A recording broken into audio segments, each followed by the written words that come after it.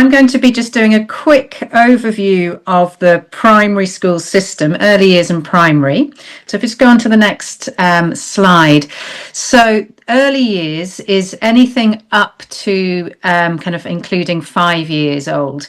So you can go to nursery if it's a private nursery from a baby, if it's one from a school, it can be 2 to 3 years. And then there's also, you can also have a preschool.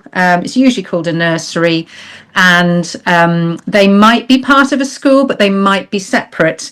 And they accept children from the term after their 3rd birthday. And there's 3 terms in the year.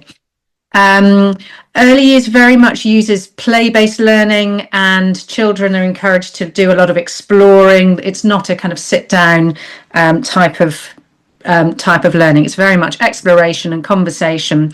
There are funded free childcare hours once your child turns 3. There's 15 hours, and some people are eligible for 30 hours. And then once your child has become 4, the September after that is when reception starts. And reception is the first year that they are in school. In reception, again, it's very much play-based learning. And they start to learn kind of letters and sounds and phonics and numbers, and they do it through a lot of song and exploration. So in the school you have early years, which is possibly nursery and reception, and by the time the child has turned 5, the term after that is when they legally have to start school. Now, almost everybody starts in reception as soon as they can, but you legally have to do it once they've turned 5. If you wait until your child is 5 before they start, you might find they've missed quite a lot of the socialization, learning routines, and it can be quite a bit harder. What schools operate on is a kind of age, not a developmental stage situation. So even if a child might appear to be a little bit behind their peers, they will carry on up to the next year group and up to the next year group. The idea is there's adaptations and support.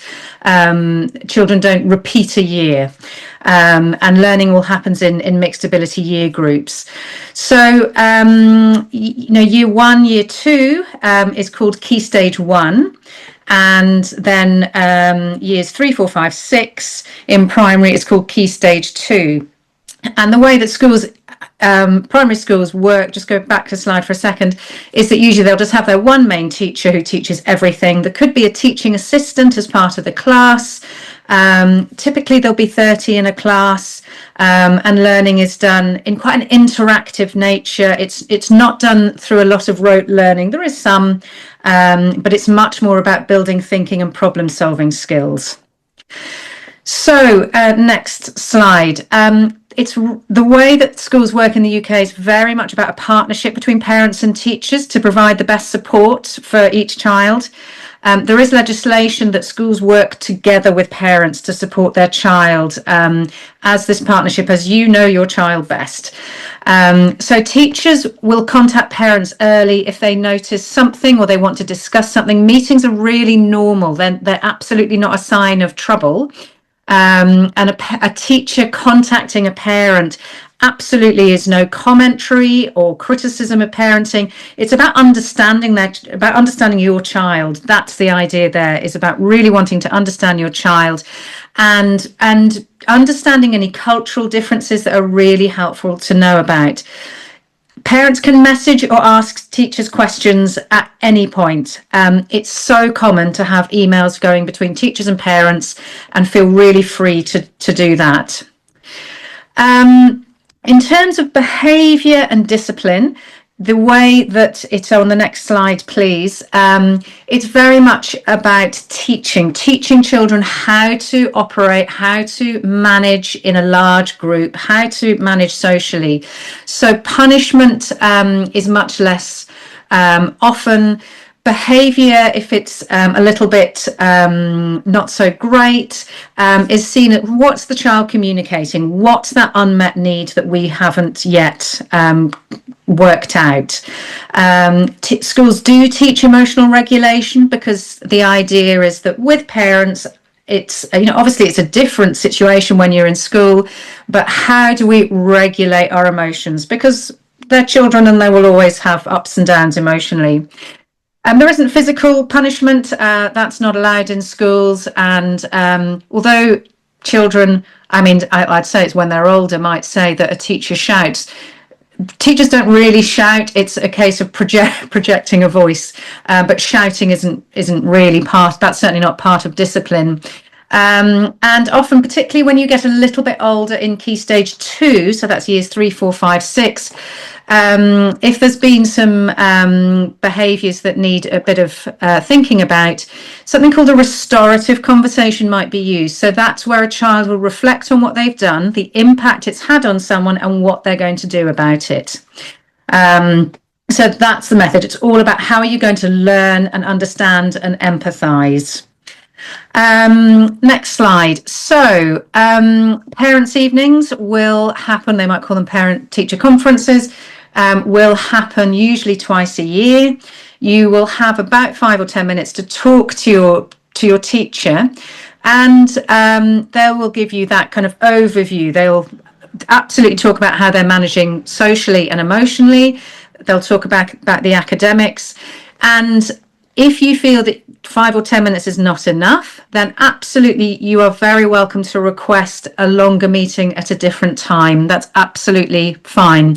It might be that you want to give it a go and see, but if nothing is wrong and your child seems happy, then usually the time that is given is more than enough. Now, there might be times where you want to raise concerns. And you do that by contacting your class teacher. Send them an email. Very hard to get in touch with a teacher through phone because they're always teaching, so they don't answer the phone.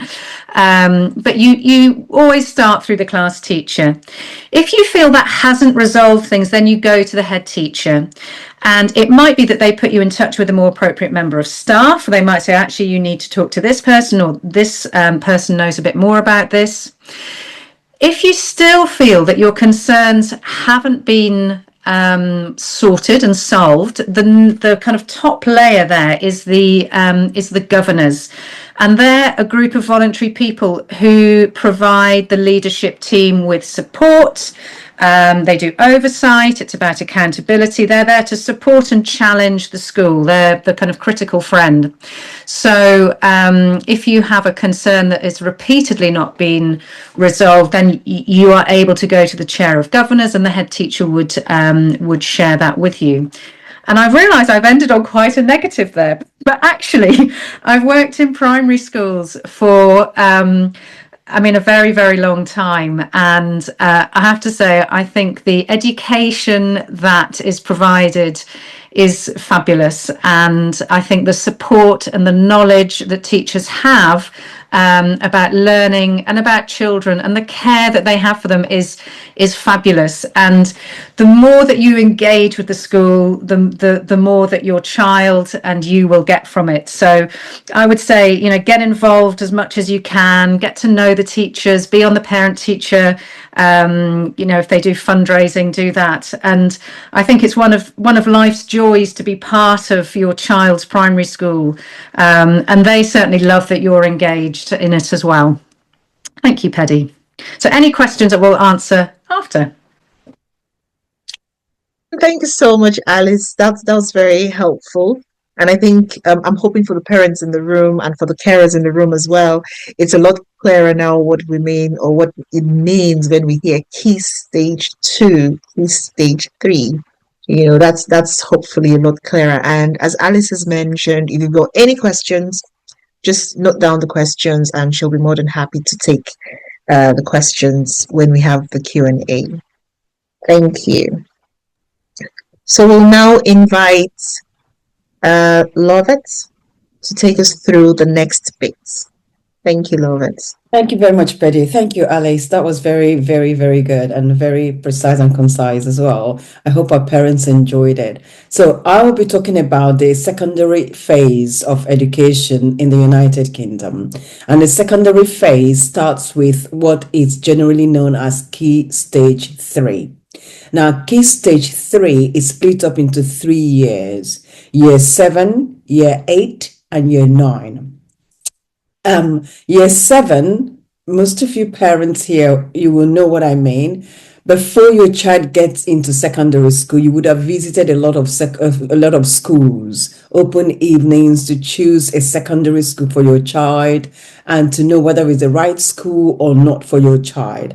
And then, of course, as you visit, some of you may have attended open evenings, some of you may have visited at other times. Schools are always open from September all the way through when parents start choosing schools for their children. We're open, we have open evenings all the way through to the end of October, open evening. And then that gives you time to choose a secondary school. So your child is about 11 years old at this stage, 11 years old, most of them are. The ones who are born late, that is born after the 1st of September, are considered as born late. So they will be 12 when they get into year 7, but actually year 7 is, most of them are 11 years old.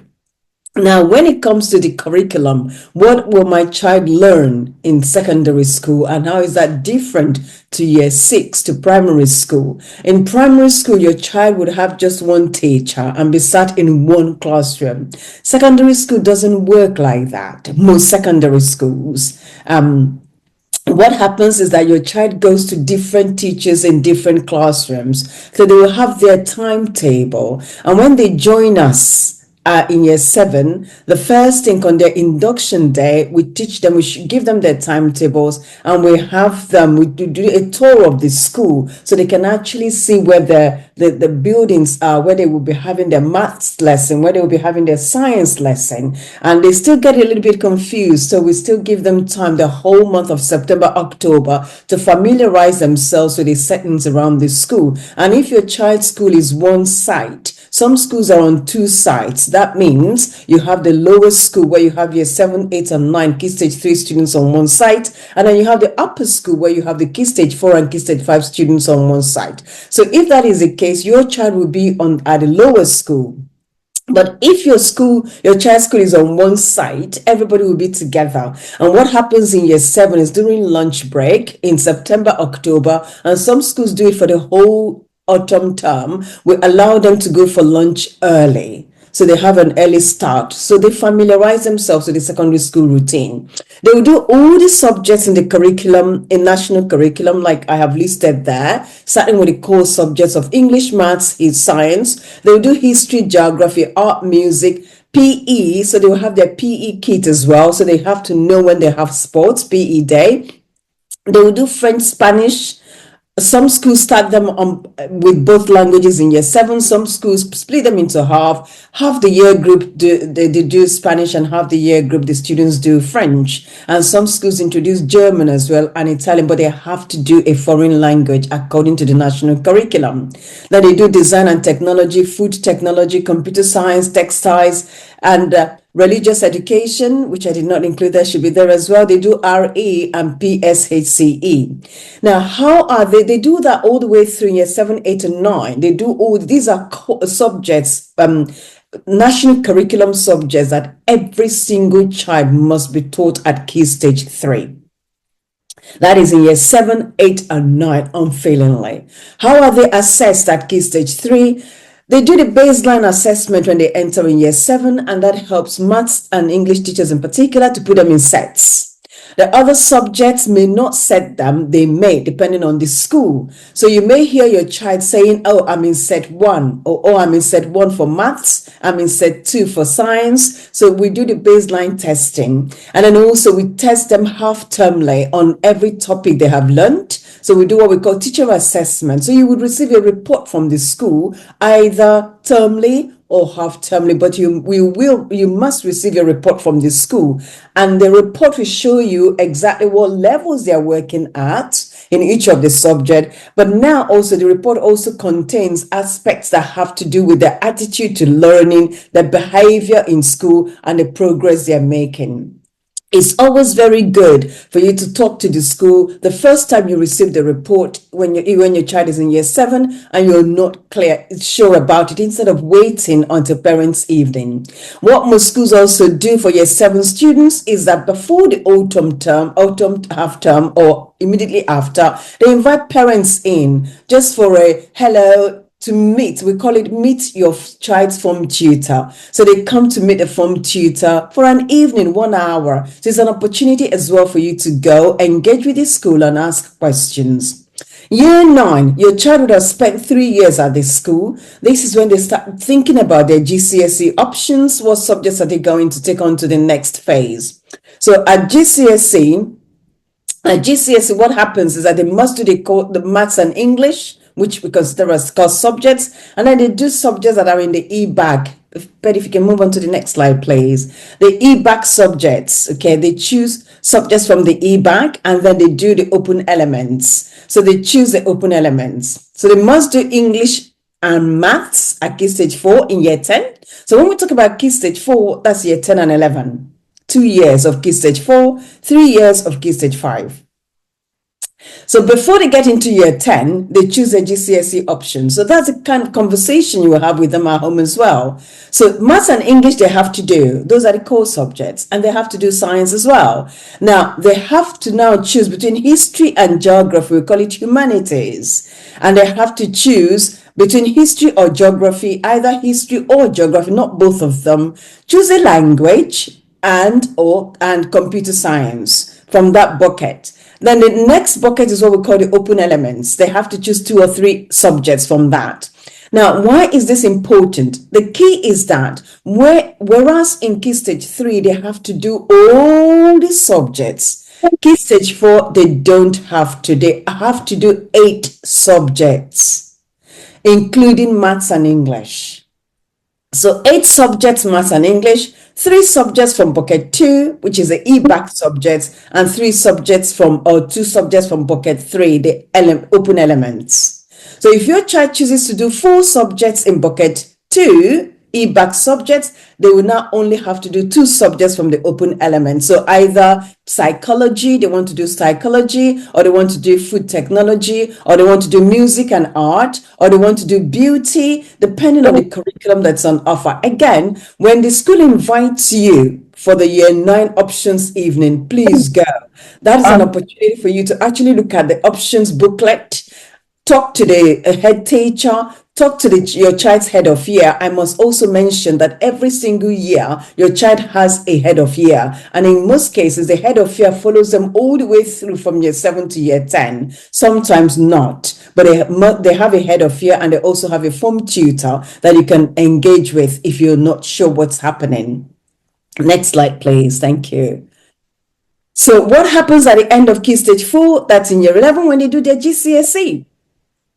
So how is my child assessed at Key Stage 4? At Key Stage 3, remember, we said is a teacher assessment. So they do the baseline assessment when they enter year 7. And based on the results of that baseline assessment, we put them into sets in maths and English. And then they do teacher assessment subsequently for us to set them.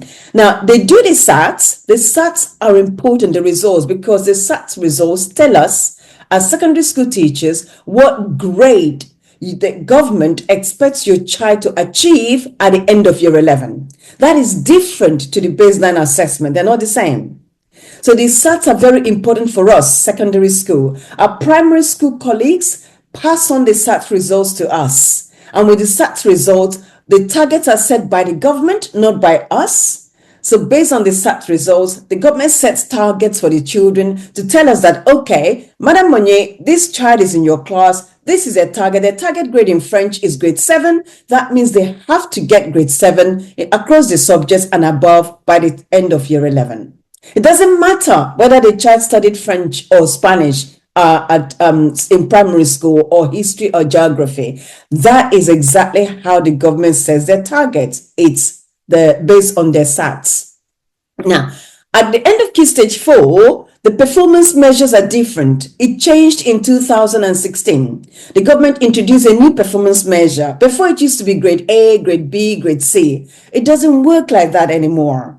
Now we do 9 to 4, 9 to 1. Next slide, please. 9 to 1. So the progress measures have changed. So progress 8 measures the students and tells them exactly, compares them to every single child in the country that did the same assessment exams as they did. We call it the cohort, national average. So they measure them against the national average. So every single child in the country, your child is competing against them for their progress 8. Their attainment 8, on the other hand, calculates their performance across all 8 subjects to give them an average score, whether they are grade 6 on the average or grade 5 average. Next slide, please. So what do we mean? How are the grades calculated? What is the difference? So grade A before, okay, grade A before you say is grade 7. So now we do numerical grading. Okay, it's different. No more, it's not letters anymore, it's numbers. Grade 1, it's equivalent to old currency. I call it old currency, grade G. Okay, of course, that's not a good place for a child to be. Now, grade 4, equivalent to the old currency, grade C minus. So it's not a bad result, but it's not a positive C either. What we're looking for is for your child to achieve grade 5 and above. Grade 5 is a standard pass, a very good pass. So you're looking at grade 5, grade 6, grade 7, grade 8, and grade 9 being the highest. So if your child says that in set 1, set 1 students are the ones who are pushing to achieve grade 7 and above. If they're in set 2, that's a mixed ability. So they're the middle attainers, and we group them, well, not we, the government groups them that way based on their SAT results. Those students who achieve in their SAT results 110 and above are our top attainers. So for 110 to 120, they are really our top attainers. And so you may see your child's result in maths is 113, and in English is 118. Those are really our top attainers. And the middle attainers are from 100 to 109. Low attainers are below 100. So in primary school terminology, they will say below 100, they're working below their age group. Okay, and in middle attainers, they're working towards, so they're working above. Okay, so those are the terminologies we use in education that may be confusing to parents as well. Okay, so I've just given us an example here of how we explain attainment 8 score and what it means when you see your child's result at GCSE and they said they've got grade 8, grade 9, grade 7. So for you to understand what it means. So grade 7 would have been grade A before. But prior to 2016, that would have been grade A. But from 2016, for the past 10 years, we do not use alphabetical numbers anymore to grade as students. We use numerical figures to grade them. Okay, so that is Key Stage 4. Key Stage 5 works differently. So Key Stage 4, I've explained that below 100, greater to depth, and all that stuff that you see in primary, you hear in primary school as well. Key Stage 5 is different. Some schools have Key Stage 5, which is year 12, all the way through to year 13, 2 years. And some students stay above more than that. They stay up to year 14 before they go to university. So Key Stage 5 works differently. They choose 3 subjects that they actually want to own and they want to study later on at university, depending on their career. And a lot of times we encourage them to leave their options open. So at Key Stage 4, yes, they choose their options. At Key Stage 5, they focus more on the subjects that will lead them to university towards the course they want to study. How would you engage with the school? It's important that we actually, we always encourage homeschool partnership. Every student, we believe the African adage that says it takes a whole village to raise a child. So your child is not just our responsibility or your responsibility. Their education, their future is our responsibility. We're doing it together. So that's why the homeschool partnership is important. Your child will be given a diary, or with some schools call it a diary, some schools call it a planner. Their planner is an effective way for you to communicate with their form tutor or with their school, the head of year. Your child has a head of year. Your child has a form tutor that they see every morning during form time before they go into their classes, to their lessons. There's also parents' evening. As much as you can. If you cannot attend parents' evening, on the school website, you have the school email address, contact information, contact the school, and ask the teachers please call you so that you can discuss your child's progress and performance in school because you were unable to attend the parents' evening. We do that as well. Okay, you can also write to the school. On your school, every school has a website, which is how you found your child's school in the first instance, apart from using the performance table.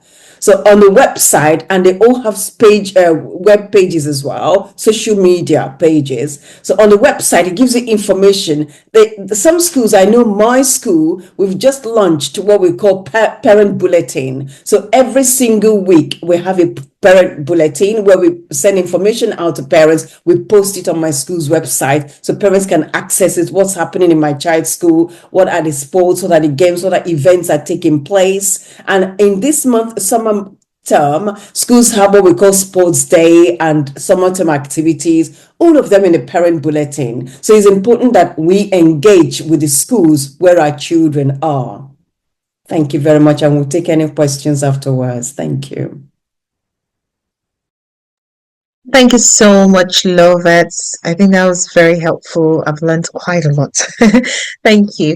I'll stop sharing for now and see what I can find in the chat. And whilst I'm doing that, I also have a few questions which I'd like to put forward to both yourself, Lovette, and Alice, based on the presentations you've both made.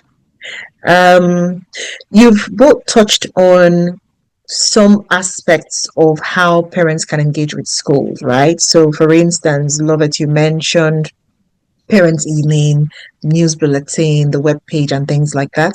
And I think Alice also mentioned parents' evening, talking to the school teacher, and just building that relationship. And so I was wondering, beyond the website, or even on the website, what kinds of support systems are available in school? So whether it's primary school, Alice, or secondary, Lovette, what are the support systems that are available, and how can parents access them? There are a lot, and it depends on what the need is. It depends on what the support that's wanted is. So in primary, the first port of call, as I've said, would always be the class teacher.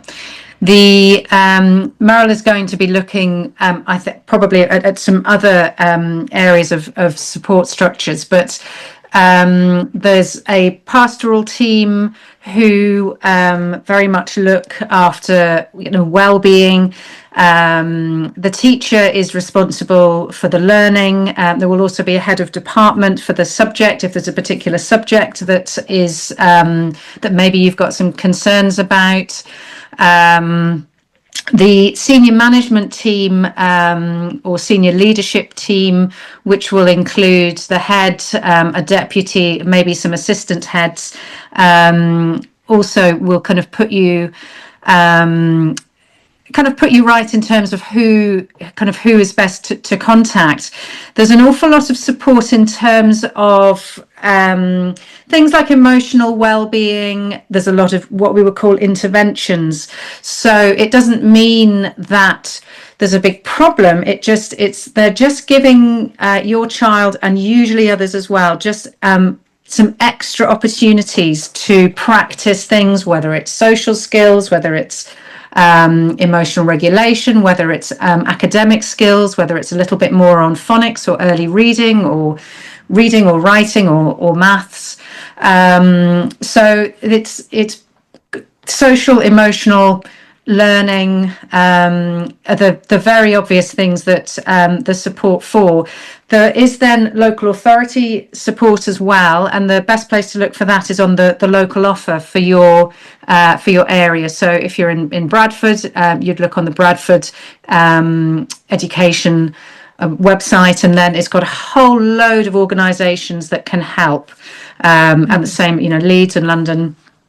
So it depends what's needed, what's wanted. And in primary, first port of call is always your child's class teacher. Okay, thanks so much for that. Love it. I think in secondary school. Yeah, sorry, but are you okay? Yeah, that's fine. In secondary school, it works similarly, but unlike primary school, where it's just one class teacher, secondary school, like I said earlier, your child has a lot of teachers, up to 10, 12 teachers, because your child does all the subjects of the national curriculum. So the first port of call for your child would either be the form tutor or the head of year. Now, in some schools, your child may have just one form tutor, which is fantastic. But in a lot of schools, that's not the case, because we have part-time teachers, and your child may have 3 or 4 different form tutors, because some of them are part-time teachers. So there's just that stability is not there. They see one form tutor once a week, another fortnightly. So the best way, we always say to parents in such cases, please contact your child's head of year. You can use the planner, you can call the school directly, or email the school info. And I always use my school as an example, because I know that the admin staff in my school, they're very good with this. The minute they receive an email from a parent, they are forwarding the email to the appropriate channel. If it is pastoral request, they forward it straight to the head of year. If it has to do with curriculum, they forward it to the head of department, head of that team, so that because it has to do with the curriculum matter. But they make sure that we get back to parents within 24 to 48 hours of receiving that email. A parent may say, contact me. Okay, so we call. Or a parent may say, can I have some information about this? We send an email response back through the admin staff, but making sure that we don't keep any parent waiting less than 48 hours after they had asked to be contacted. Yes. And if it is urgent, depending on the nature of the request as well, like Alice said, it could be an SEND matter. So again, the SEND department will pick up on that and we'll deal with that appropriately. Thank you. Thank you so much for that, Love it.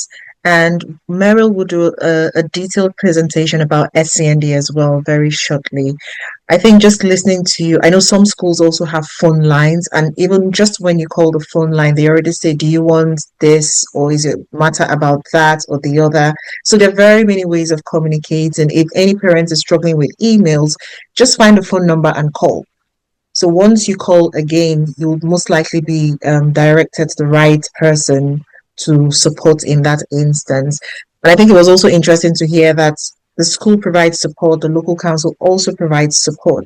But of course, if you go to the year head, or if you go to the class teacher, they would be able to signpost you appropriately, whether it's an in-house support available at school or if it's something that requires going to the local authority. Thank you. We've got lots of questions in the chat about secondary education. So Love it, sit back. I'll read them out to you. We'll take a few of them, and then we'll go to Mariel for the SEND bit also, because that's one of the supports available within schools, and it's something that Lovett has also mentioned. And Alice mentioned the emotional aspects, so emotional and social aspects of care provided to children in schools as well. So I'll start with the first one, and just to say a big thank you to all our parents for the questions so far. Our son initially chose GCSE physical education because he has focused on a potential football career. He has since reconsidered and would like to change this option. Our option choice is still flexible at this stage, and is there an opportunity to switch to another subject before the final timetable is confirmed? Okay. Can I ask what year group the child is in? Year 9 or year 10? Year 9. Excellent. Very good. Thank you so much. Thank you. Now, because your child is in year 9, and that is when they choose the GCSE options, of course it's flexible. Of course it can change. The only difficulty we will have, if you had asked me this question and he's already in year 11, I would say no. Because he would have missed 2 years of studying in another subject, and no department will want to have your child. When I mean no department, I mean they are careful because your child would have missed 2 years of learning in that particular other subject. But because he's still in year 9 and he's going into year 10 in September, he can change his options. Absolutely. Absolutely. And how will they go about that? Now, how do you go about that? Now, every school has what we call a deputy head who is responsible for curriculum and options. So the first thing your child needs to do is to go and speak to the head of year and let the head of year know that they have chosen this particular subject, but they're thinking of they've changed their mind about it. So the head of year will now direct them accordingly, because they may not be able to access the deputy head immediately, but the head of year is there for them. That is what the head of year, one of the roles and responsibilities of the head of year, is not just to take care of your child pastoral care, but it's also everything that has to do with academic achievement and curriculum concerns. Thank you so much. Not sure who would want to. Sorry, I don't know if you will allow me to just add something. Maybe she will be able to clear. So my experience with my daughter when she chose her option, she initially chose triple science, but then they got to year 9 and the school said they don't have a teacher, so triple science will not be offered in that school, and they have to push them to other subjects. So when you experience such situation, what can you do as a parent? Well, you have your options. Normally, I wouldn't say this to a parent if it were my school to say, have you thought of going to another school? Okay, but that's another option for you, going to the LEA, because if your child chose triple science, okay, have you thought about doing combined science or additional? Science is quite a challenging field for schools, and finding the right teachers can be very challenging. So if your child has chosen triple science and the school comes back to say, we don't have a teacher for triple science, so we're advising students who have chosen triple science to choose, we're redirecting them to choose either additional science or combined science, but not triple. So they will be doing biology, physics, and chemistry, but we're directing them to combined science. And with the new specification, the way it works, the new curriculum, they are not missing out at all. If they don't do triple science, they are not. Because the way the curriculum has changed, especially for science, they can still do combined science and get the benefits of doing combined science as if they're doing triple science. So it's not a total waste. My only concern would have been if the school is saying to students in that school, we're not offering science at all at Key Stage 4. That would be a major concern. Thank you for that. Another question, and again, any of the panelists can pick up on this one. What is the difference between a star school and other schools? When we talk about star schools, again, Ofsted has changed the way they rate schools now. So they don't do outstanding, good, or satisfactory anymore. They don't. They give schools a report, almost like a report card. And on the report card, they color code the report, exceptional, blue, and standard, and good. They color code it. So you need to look at, and every school must upload that on their website and, flag it out for everybody to see. So when we're talking about a star school, it's maybe what we call elitist kind of schools and selective schools. Most comprehensive schools in the country are not selective in the sense that they don't test students before you enter. Some schools do, like grammar schools, they test them, they give them I'm sure you've heard about 11 plus testing as well. They test them before they enter. And with that testing, they're able to actually assess where the child is at in maths and English. And some test them in languages as well, and they put them in sets according to the test they have done. So the selective schools test the students before they enter. And sometimes if they think that the child does not measure up to their standard, they may just tell you, politically speaking, they have put the child on a waiting list. Okay. Thank you very much for Can I that. add to that one as well, Yeah. Penny? I just had a quick check about it as well, because I believe as well there's a group of academies, and it might just Star be worth Academies, yes. talking about academies as well. So Star School, there are some schools called Star Schools as well that are part of the Star Academy Trust, and it prides itself on being a high academy trust. So it's probably worth mentioning that I think probably now the majority of schools are part of something called a multi-academy trust, where they are linked with other schools, usually within the area, but they're growing so big that they can cover really quite vast areas. And it brings alignment of curriculums, it brings alignment of values and visions. So that could be the other angle at which we take that question, is the Star Academy schools pride themselves on being high achievers with academic results. Okay, thank you very much for that. And I think there's a question about grammar school, but I think that's been answered in the chat, because it depends on which one it is in terms of paying tuition. I'll bring you in, Meryl, now just to speak about the SEND bit of things, and then we'll go back to take the question. So for parents and carers in the room online, feel free to still bring in your questions. We'll take all of them as best as we can, but we'll just now present very quickly the next bit, which is around SEND support in schools.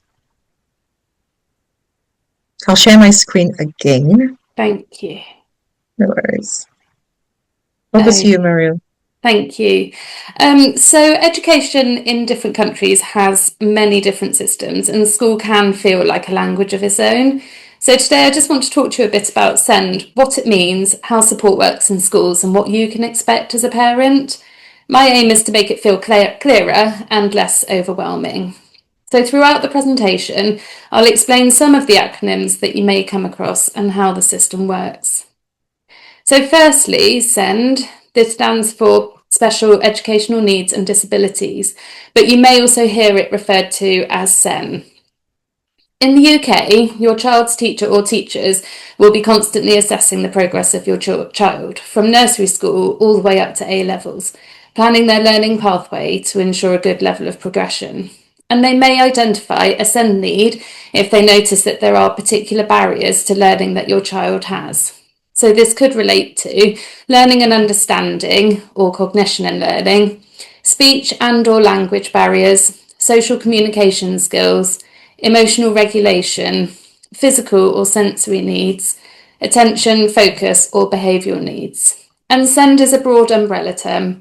It doesn't always mean that it will result in a diagnosis, and a child can receive support even while assessments are ongoing. So here are a few of the terms that you may come across within the SEND system in UK schools, and there are many acronyms that are used, and it's definitely okay to ask what they mean. I've created a handout at the end as well with some of these acronyms along with others that are frequently used, but do remember it's okay to ask for clarification in meetings if you're not sure what's meant.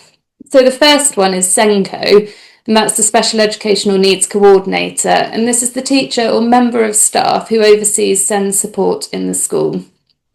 EHCP stands for Education, Health and Care Plan, and it's a legal document for children needing significant additional support, and I'll come on and talk about those shortly. A graduated approach, so schools review support in a cycle, so they assess, plan, do and then review. Reasonable adjustments are changes that are made to help a child access learning fairly. A speech and language therapist or educational psychologist are specialists who you may come across who may assess or support children. And neurodiversity. This is the idea that people experience the world in different ways. Neurodivergent people experience and react to the world differently to neurotypical people, and autism and ADHD are the neurodivergences most often spoke about. So this is how support in the UK schools is usually organised. So universal provision, or it's now known as ordinarily available inclusive provision, is high quality teaching that's provided in all schools in every classroom, ensuring that good education is available to all children. And this includes strategies and resources and adaptations to the curriculum that removes barriers to learning. These inclusive approaches benefit all children, but they are essential for children with SEND. Reasonable adjustments are made in the classrooms to ensure that they're all dyslexic friendly, they support communication, and are adapted to support physical and sensory needs. But even with high quality universal provision or ordinarily available inclusive provision in place, there may be children who require further targeted support in order to make good progress. And at this point, if your child requires targeted support, their teacher should be inviting you in to have a conversation about this, to explain the support they're going to put in place. There will be a clear set of outcomes set, which should be reviewed at least every term or when the outcomes are reached, if this is earlier. And these targets will be SMART, which means they'll be specific, measurable, achievable, relevant, and a timescale set. Interventions can be short-term, such as a reading recovery programme, or long-term, such as visual resources to support in the classroom for a longer period of time. If your child does require targeted support, the class teacher will manage these interventions with oversight from the Special Educational Needs Coordinator, who will be monitoring progress towards the target set. Some children with more significant and complex needs may require specialist support or services that supplement what the school is already doing. And this doesn't necessarily mean going to a specialist provider, as this support can be accessed in mainstream schools. A specialist professional may support the SENCO to identify and plan the specialist support that children with more complex needs require. Mainstream schools and settings are able to request specialist support from the local authority. Okay, next slide. So, how support starts. You don't need to wait for a diagnosis before asking for help. And this is really important because many parents assume that support only starts after diagnosis. In UK schools, support can begin based on needs.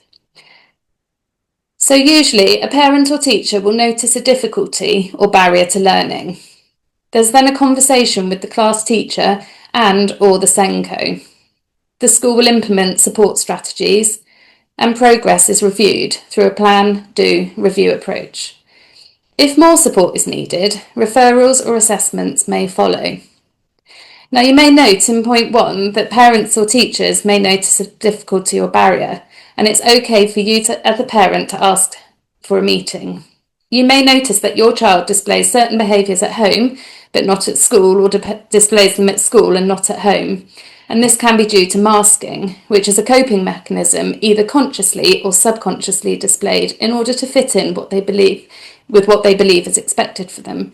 And this is exhausting for a child to mask and can often result in emotional meltdowns when they're in an emotionally safe environment. So EHCPs, the Education Healthcare Plan. EHCPs are for children whose needs are more complex and who need long-term additional provision beyond what the school can usually provide. Now, not every child with a SEND need has or needs an EHCP, and they can receive support in school without one. They are a long process, and the school must provide evidence to demonstrate that the interventions they've already put interventions in place, plus evidence from external specialists. Some EHCPs come with funding to support the setting to provide the provision that needs to be put in place, whilst some may not come with any funding. But the specific recommendations on the EHCP are legally binding for the setting and must be adhered to. Okay. So parents sometimes feel like they need permission to ask questions. Well, you don't. Schools, as we've said, they do expect partnerships. You can also ask for clarification on different things. There are so many acronyms used in school, and it's important that you feel confident that you've understood the support being put in place for your child. Having the support put in place, and if there's a diagnosis, can open up different channels of support, such as access to different services and signposting to ensure that your child is able to meet their potential. It's okay to ask questions and request meetings, to ask what support has already been put in place, to ask how progress is being measured, to share what's working well at home for you, and to ask for written follow-up after meetings. You might want to ask, what are you noticing in class? What support is currently in place? How will we review the progress? Who should I contact next? And remember, to finish off, SEND is common in UK schools. Support can begin before diagnosis. Mainstream schools very often provide effective support. Parents have a voice, and asking questions is encouraged. Thank you. Thank you so much for that, Mariel. I'll stop sharing for now. Just to say that we were meant to have another presentation from Tolu Owolabi covering the GCSE pod, which is a support that Africanus currently provides for Key Stage 4. But we're not able to do that today because Tolu is unfortunately absent. But what we'll do is we'll reschedule that session so that parents who have questions around the GCSE pod can have an opportunity to interact with Tolu, ask their questions, and receive the support that's needed. So thanks again, Mariel. We'll go back to the questions now and see where we are. But in the meantime, if you have any questions linked to SEND support, please drop in the chats and we'll pick that up as we go along. Patty, there is a question about, there are so many questions in the chat, but there is one about tutoring.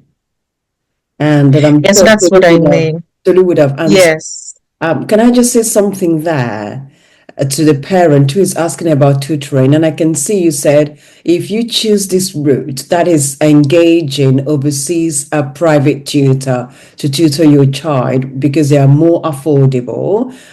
What advice would we give to ensure the tutor is properly aligned with the GCSE curriculum, exam board specifications, assessment methods, and exam techniques so that the support provided is effective and relevant? A very good question. Thank you for asking that, because as secondary school teachers, what we find out is that when a child has a teacher at home whose idea around understanding of UK education, it's not quite aligned with what we expect. The child is not making the expected progress at all, and that can be frustrating for parents. So what we always say to parents is work with your school.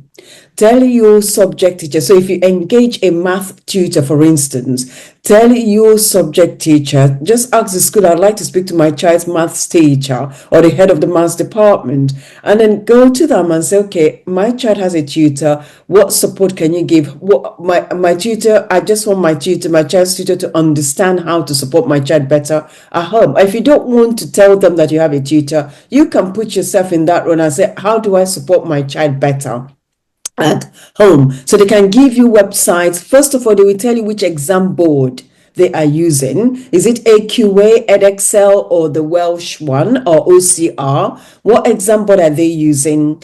And then what specification are they using? Because the specifications have changed. I know for languages, a new specification was introduced 2 years ago. So the current year 11s are the first cohort in the entire country to do the new GCSE. And it's so different to the old. So the school students who have tutors at home, what I said to the parents is, your tutors must understand the new specification. We use AQA, so I'll encourage them to go on AQA website, download the specification so they understand how the assessments will run. So again, you as a parent, you're not just in quote and unquote, wasting money on tutoring and your child is not making the expected progress. So it's important that that conversation is had with the school.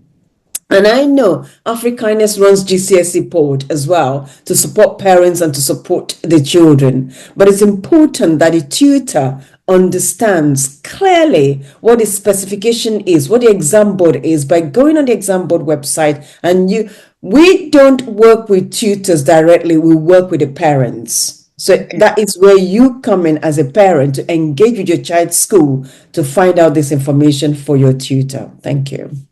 Thank you so much for that, Lovette. And I think that would apply even, I know some parents in primary also do the same. They get private tutors for the children. So thanks for that explanation. There's another question that's linked to secondary as well. When children are put in different sets at the start of secondary school, are they moved around during their time in secondary school? If yes, what prompts movements? Very briefly. Absolutely. Very good question as well. We've had that all the time.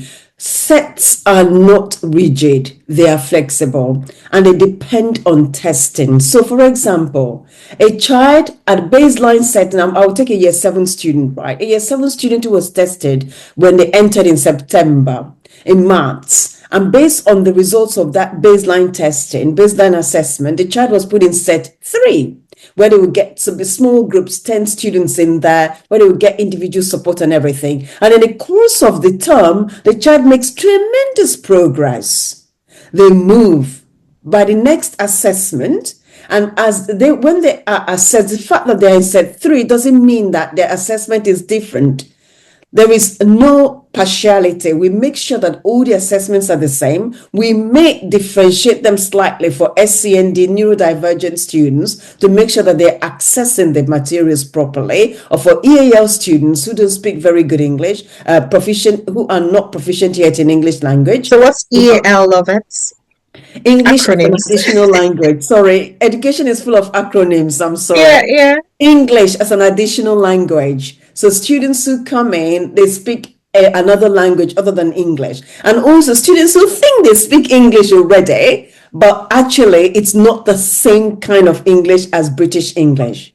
So that we classify them as EAL. We're not stereotyping them, but we flag them up so that we can support them in accessing the curriculum. So when the children are tested, so back to your question, how are the sets determined is based on the assessments and they move. So those who are in set 1 can move down as well if they're not performing in set 1. Okay, thank you. So it means parents also need to keep checking, perhaps Correct. at the end of each term, to see if there's been progress or there's a relapse, and then provide required support. Thanks for that. We've got 2 questions here. I don't know if the panel feels able to respond, but I'll ask. And then if you don't feel it falls within your expertise, feel free to say so. I'll ask the 2 questions together. One is, how can you enroll your child in aviation school? That's one. And the second is, at what stage or what are the steps to go for your child to join armed forces?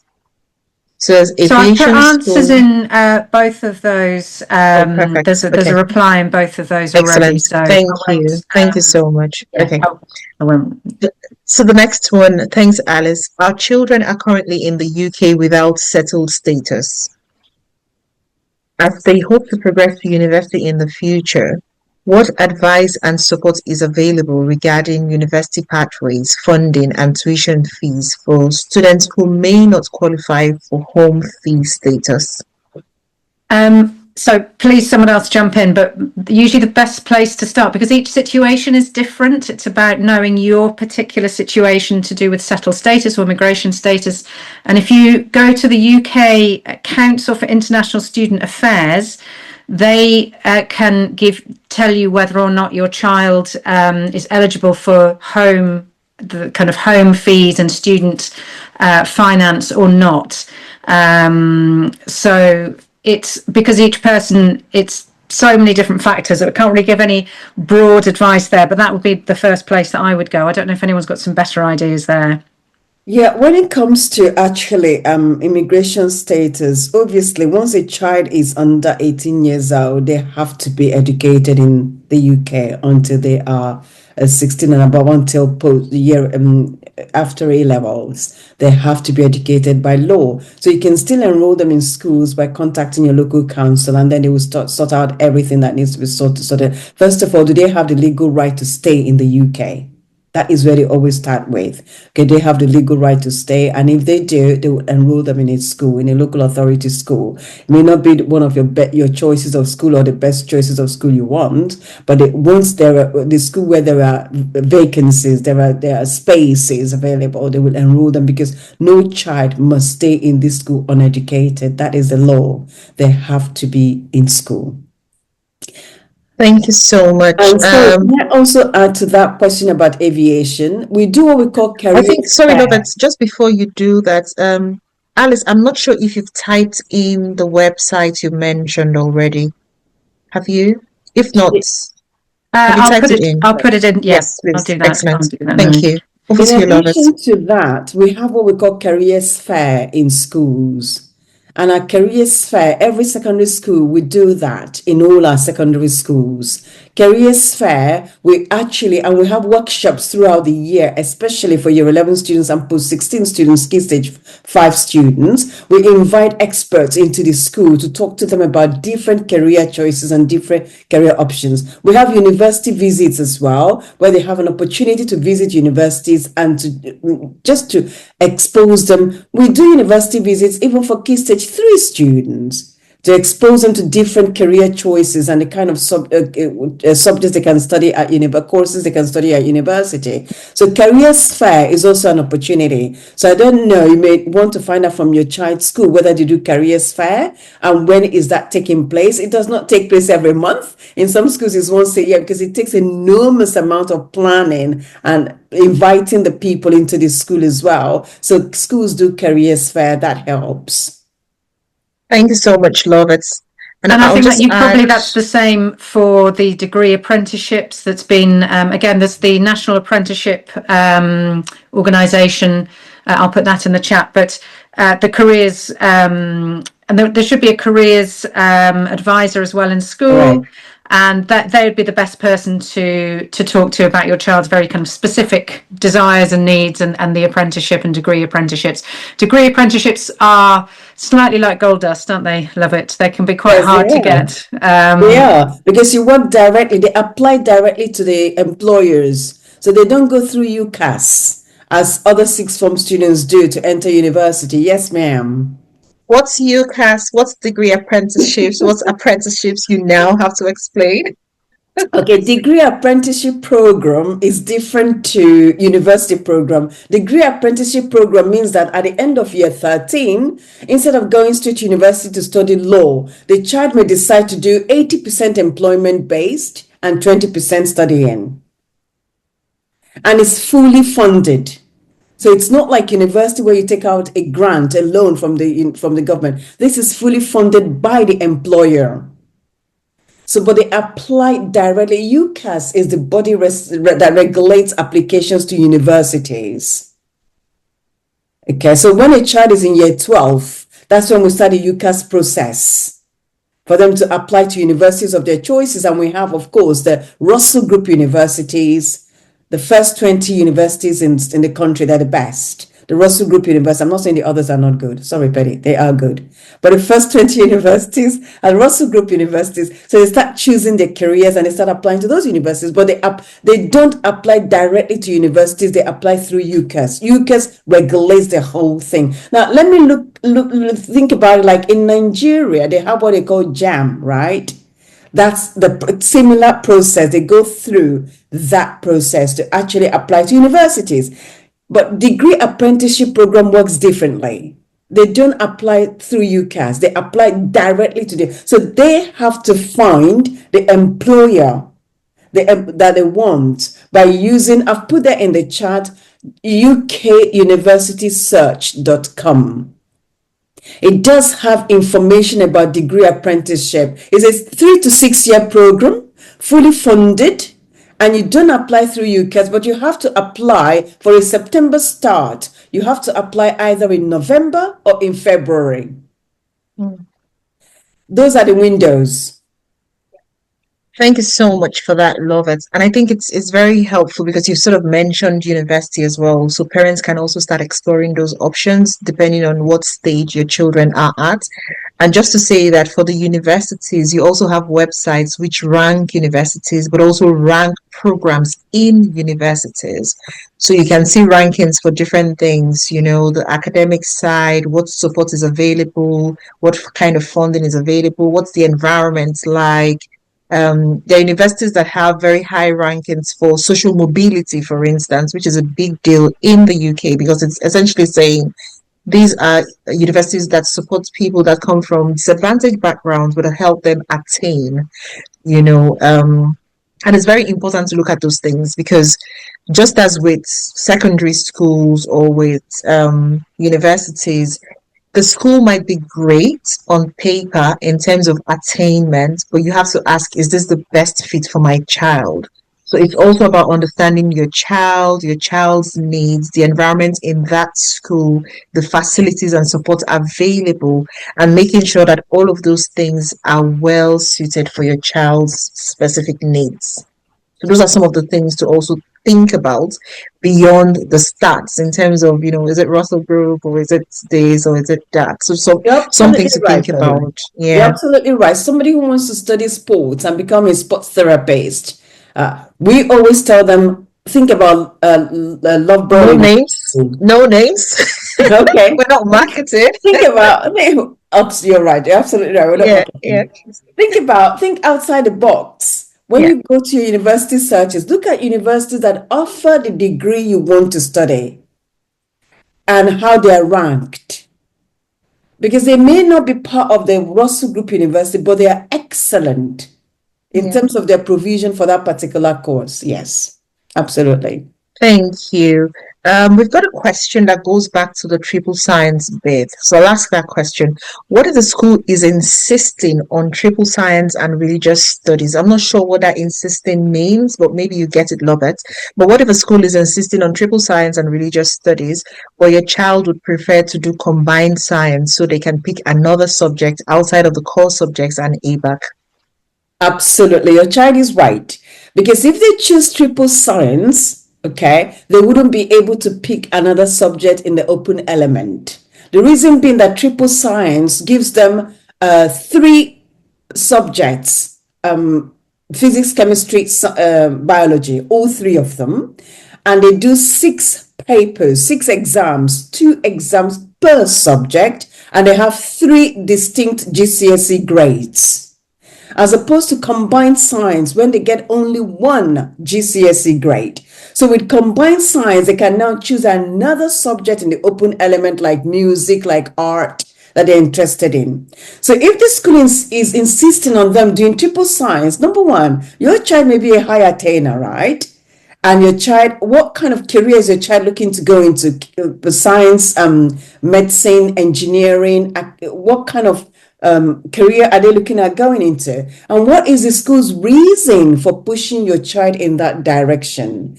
Could it be because of they don't have the teacher for combined science? So you need to look at those factors as well. In as much as the school's decision will disadvantage your child, and that means that they are not able to choose the music they want to choose in the open element or the art they want to choose or food tech. But then the school's decision must be for a reason, and that needs exploring. Thank you so much. And now, I'm sure we all know that Africanus has a Teens Academy. If we don't know, now you know. There's a lot of information about the Teens Academy. It's been doing really well. The teenagers are doing great things. They've been involved in research with universities across the UK, well, specifically in the West Yorkshire area. They've done a lot of amazing things, and they even have some presentations coming up in the summer months. One of the things we hear a lot when we speak to teenagers is this pressure, right? Pressure for educational attainment, especially within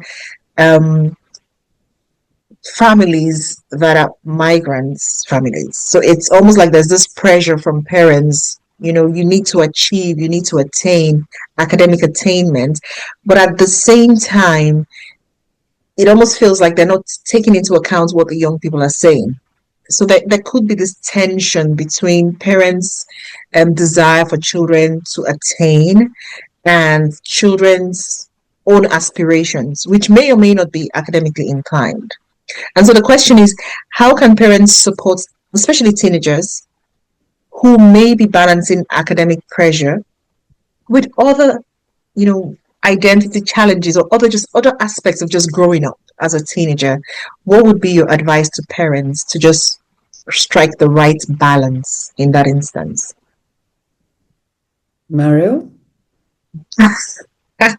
Oh, you're It's a question.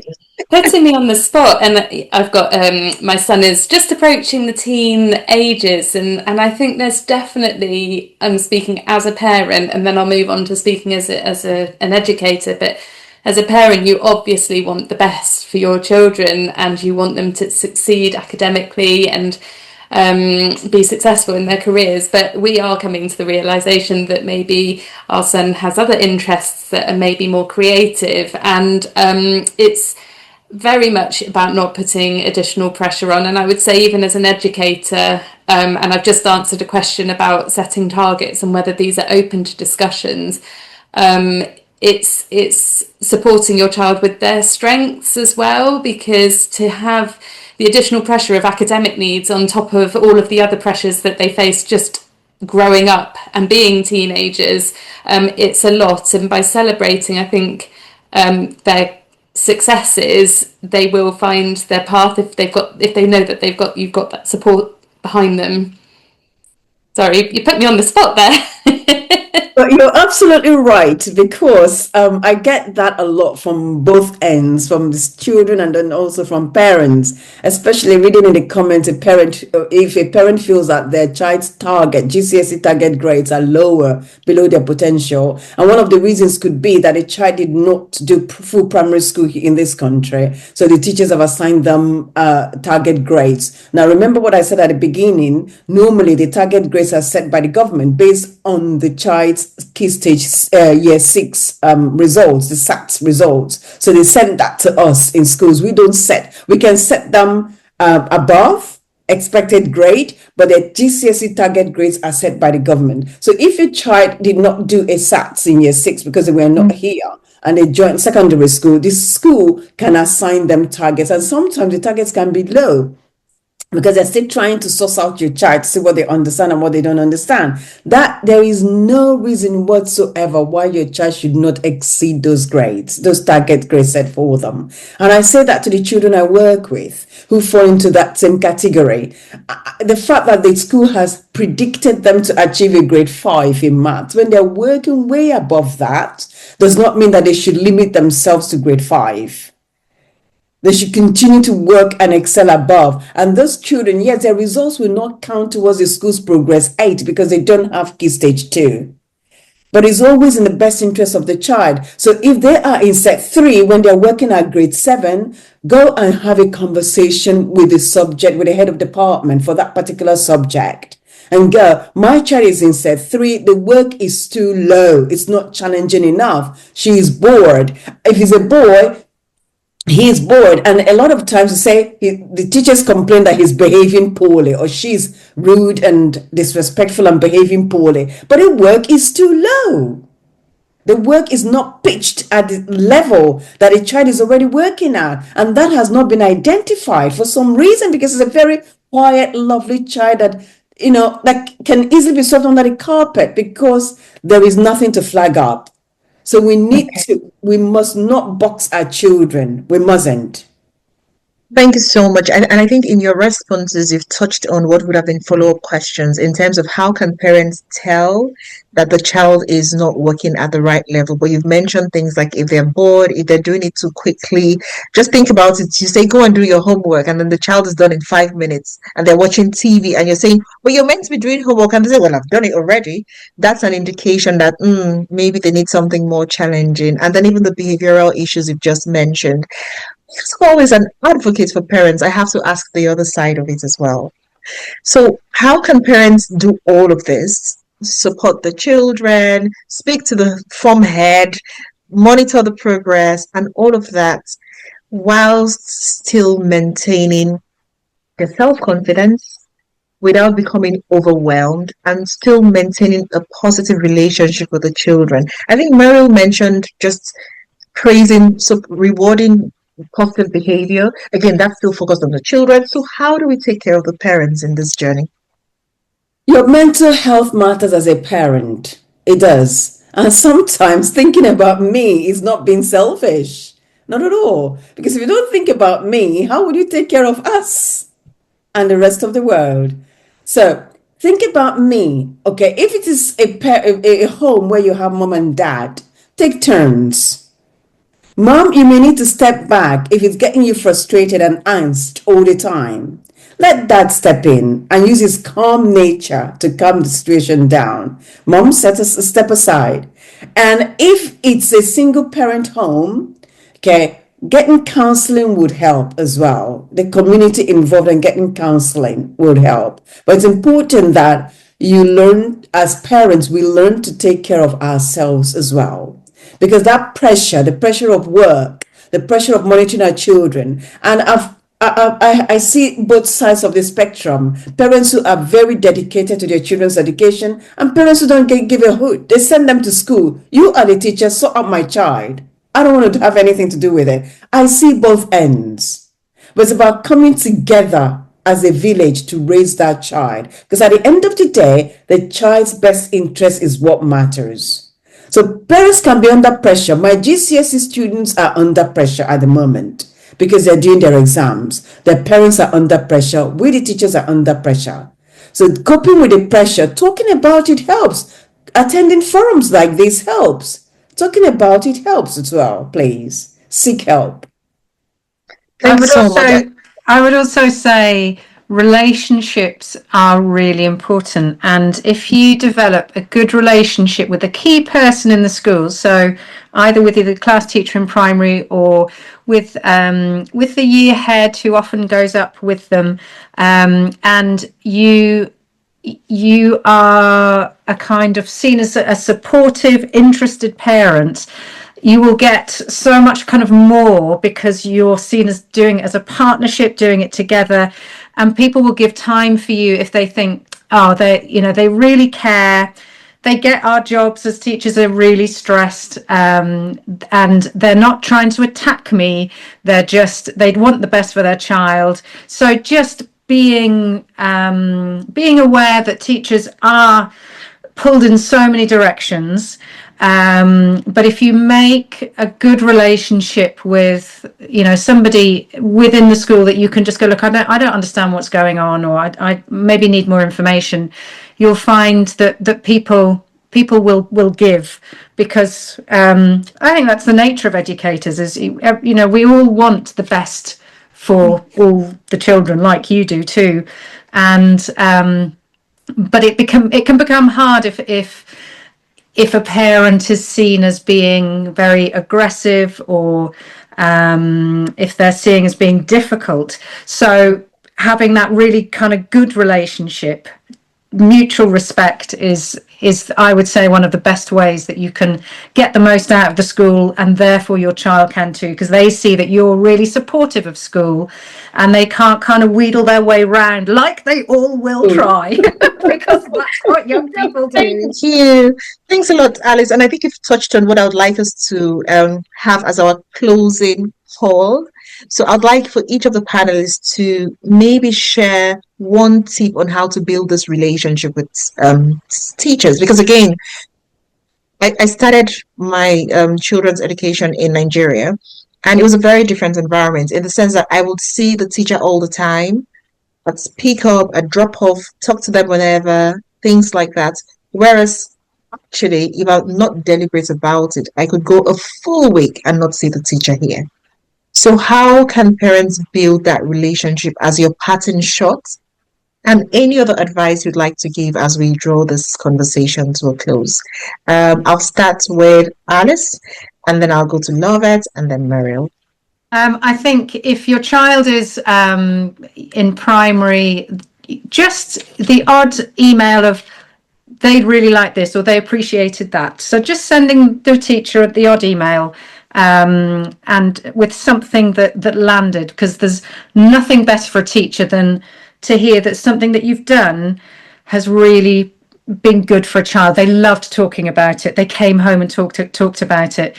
I think at secondary, again, just sending an email to the head of year to say, we haven't met, but my child, these are the things they are enjoying about school, or just something positive sets the tone in a really nice way. Teachers do so much on email. That's often a really good way to contact. So I would say share some of the good stuff and teachers will love it. And you will get a lot back too.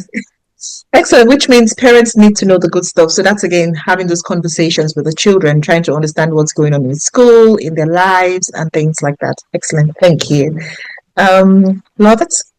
Thank you so much. Another thing I would add to what Alice has already said, I was going to talk about emails and sending cards as well, postcards to schools, is about watching what we say at home about the schools. Is important. The children pick up on that. When a parent is negative about the school, the children come to school, the child comes to school and mucks up. They know they actually dare us and say, dare call my mom, dare call my dad. They will always support me against you. So that actually is a disaster, is a recipe for a disastrous relationship. So I say to parents in a meeting, if you're not happy about your child being here and your child is picking up on the negative vibes in school, have you thought about moving them to another school that you're happy with? Because that relationship is important, and building that positive relationship starts with what our children pick up on what they hear us say. Is important. Thank you so much. Thank you for that, Lovett. So we need to watch our words and our actions and just the way we build that relationship with school. Thank you. Mariel? Yeah, so I can only, as I said, echo Alice's words and Lovette's words. And I'd also add to that if you do notice that you would like to raise something, if you have any concerns, definitely do it sooner rather than later. Don't let it build up. But also bear in mind that the teacher will often, not all the time, but will often see the whole picture, whereas your child might come home with half the picture. And it's just about, as Alice said, going in with something positive, but also going in with an appreciation that the teacher's often seen a whole incident take place or has seen the learning patterns from the start. So it's about opening up those conversations sooner rather than later, so they don't start building up into something negative. Because as Alice said, if they're approached in the right way, you'll have teachers bending over backwards to support you and put everything in place as quickly as possible to stop things from escalating.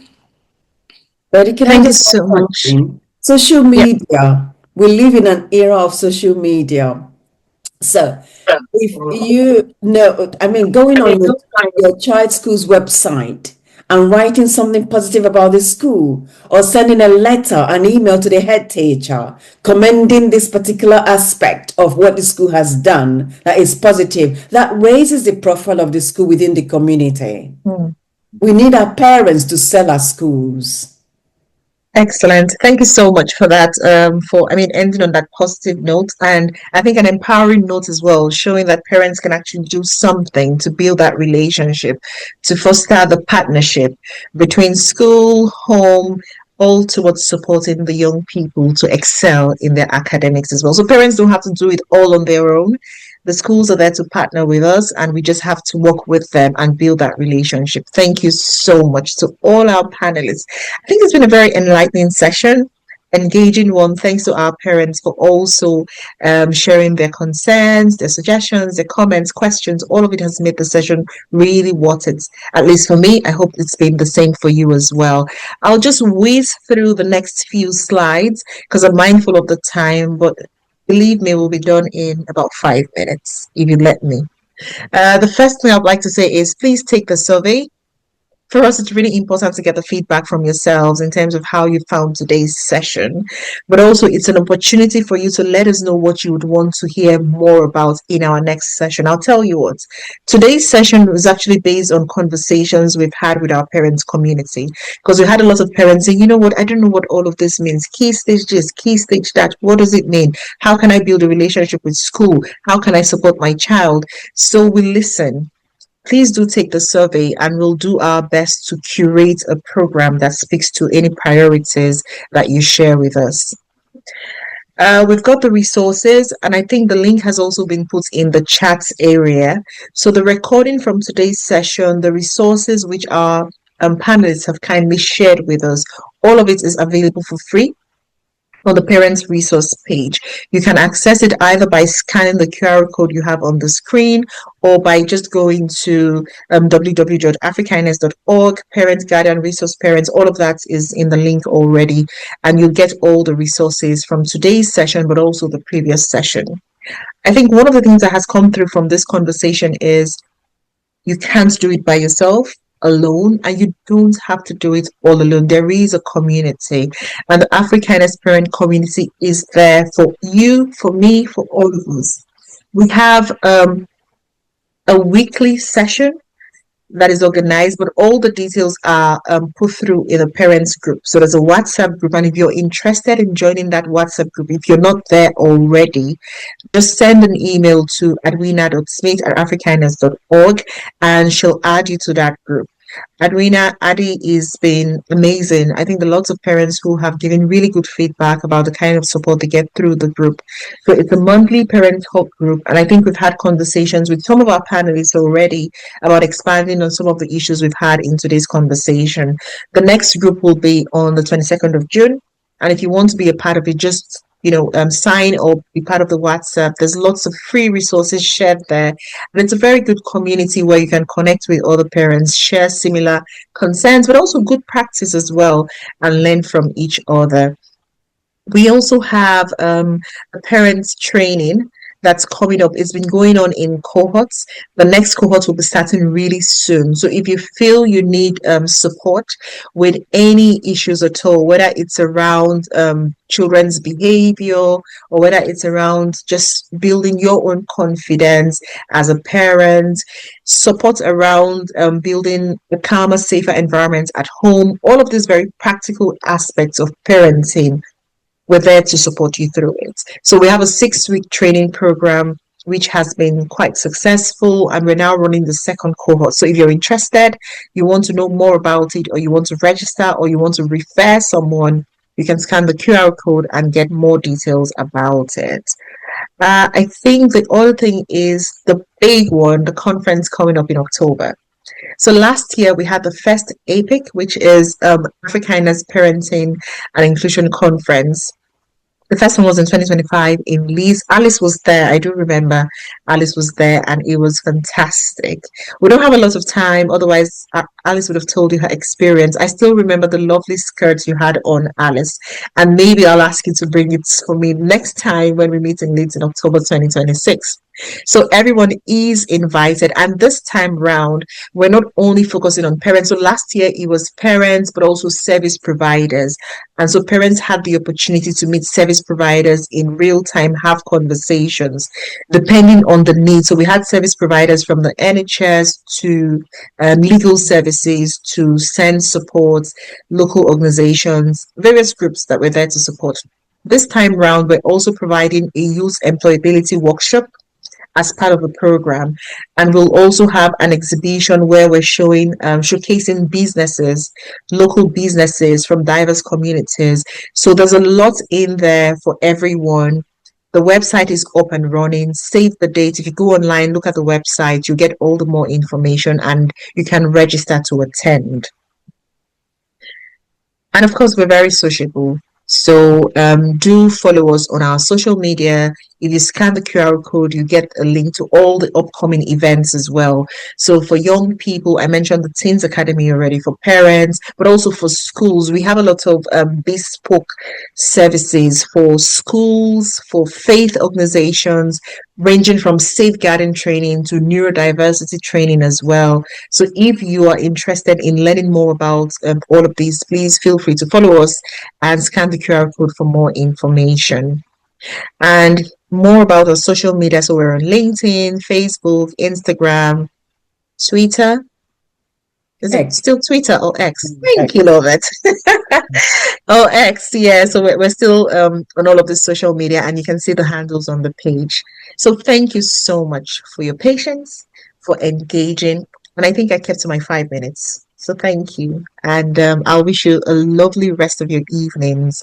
And if you have any questions, following out of this conversation, feel free, you can still write to us and we'll put them forward to our panelists. But thank you. And special thanks to our panelists as well. It's been amazing. Thank you, Alice. Thank you, Lovett. Thank you, Meryl. Thank you, Bumi, our parents, everyone. And enjoy the rest of your evening. Betty, just one thing. Parents, I will encourage you to be a parent governor. Either primary or secondary. It just opens up your eyes to what's happening in schools, and it's very, very enlightening. Also, an opportunity for you to be a spokesperson for the community. Become a parent governor. So is that a political appointment? What does that mean? No, it's not. It's a voluntary. It's voluntary. So what's the governor? If you want to tell us very briefly, what's the role of a governor? What does that entail? Okay. A parent governor, we always have schools are run by governors. Academies have academic trusts, but also they have the governing body. Okay, so when you are a parent governor, you can go to your child's school to find out information. It can be actually be on the website, the school's website, become a parent governor.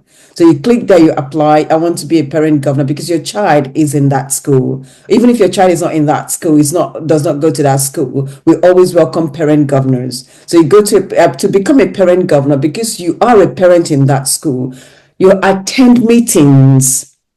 Now, parent governor meetings, you attend the meetings, and it may be once or twice a year, but you attend the meetings. The meetings are important because they talk about finance, they talk about events, they talk about curriculum, they talk about assessments, they talk about all the things, the provisions available in schools and what's going on in school. And it's also an opportunity for the parent to ask questions about things you don't understand or things you found on the website that are not clear.